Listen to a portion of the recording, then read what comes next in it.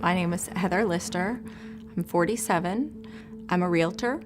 I've been married for almost 21 years. I have a son who is 17 and a junior in high school, and a daughter who is 14 and a freshman. I'm very involved in my community, the schools, our neighborhood.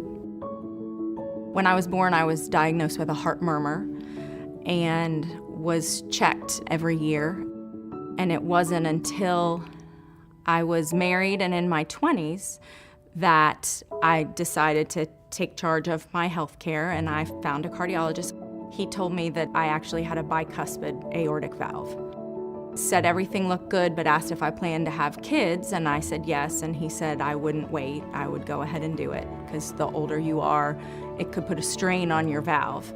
So I followed his orders, and I immediately had my kids 2 years apart. We've always been very active, whether we're out walking as a family or at the gym together. I work out many mornings a week, lift weights, cardio. More recently, I couldn't catch my breath as easily as I used to. I felt tired, and I just didn't feel right. I just didn't feel right.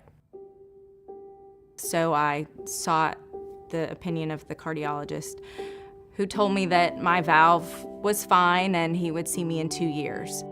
I just wanted to be sure, so I wanted to get a second opinion. Heather came to me for her valve, and she had been told on the outside that she had nothing to worry about. But some patients who have a bicuspid aortic valve also have an abnormality of their aorta, which was a very big surprise to her. No one had ever mentioned a connection between my valve and the possibility of an aortic aneurysm. An aortic aneurysm is a condition where the aorta becomes enlarged. So when you have an aneurysm, the layers of the aorta can become weakened, and they're prone to either tearing or even rupturing. And that can be obviously catastrophic. Her aorta is definitely dilated, and her number for her aorta is 4.5 centimeters. Typically, we operate when the aorta reaches 5 centimeters when you have any family history of an aortic dissection. My dad died when he was 44. He had had an unexplained cardiac issue.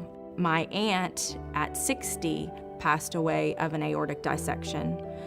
And then come to find out, when all this has come to light with my diagnosis, my mom told me that my uncle, my dad's brother, also had had an aortic aneurysm. I feel like I have a ticking time bomb in my chest.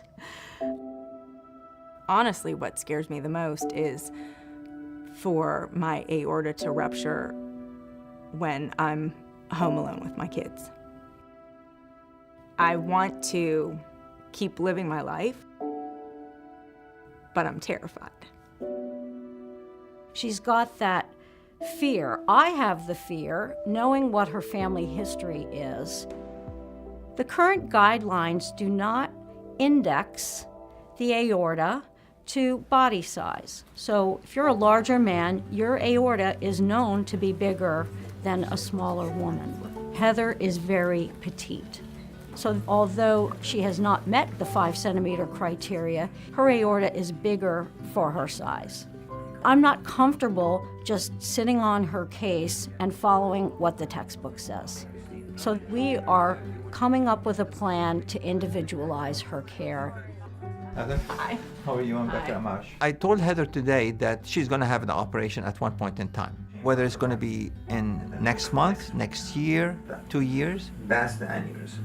Heather asked me a question today, said, Dr. Amash, why don't you operate now? Why do you need to know more information? I said, well, although the risk of an aortic operation is really, really low, you never know when somebody's going to have a complication related to surgery. So obviously we don't want to operate before the right time, but we don't want to wait too late. Again, the knowing is putting me on the path to getting the care that I need, but the knowing is scaring me to death, ironically. I think this whole experience has given me a passion about advocating for yourself. When you know something is not right, you need to fight to be heard. And for whatever reason, my body was speaking to me and told me that this was for real. All right. Thank you. I've always been passionate about looking for outlets to support the American Heart Association and support research because it's been a passion that's been close to me. I know what it was like to lose my dad, and I just don't want that to happen to my kids. I'm fighting for my life. I want you to get in the fight.